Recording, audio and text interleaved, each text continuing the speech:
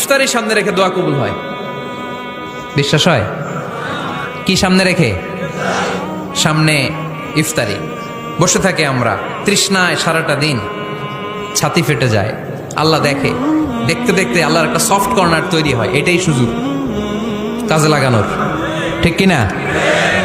মুমিন যোগ্য যে কোপ মারে, সময় মতো কাজ করে, ঠিক কিনা? আল্লাহ তখন ফেরেশতাদেরকে জিজ্ঞেস করে, এই ঘটনা কি? খায় না যে? খায় না কেন? আল্লাহ রোজা রাখছে।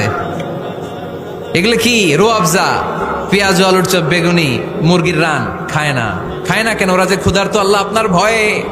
তাই কি চায়? আল্লাহ আপনার কাছে ক্ষমা চায়। ক্ষমা চায়, আল্লাহ রহমতের দরিয়ায় জোশ খেলে যায়। আল্লাহ তখন বলে, আমারে দেখছে নাকি ওরা? ফেরেশতারা বলে, না দেখে নাই। আমার জান্নাত জাহান্নাম দেখেছে?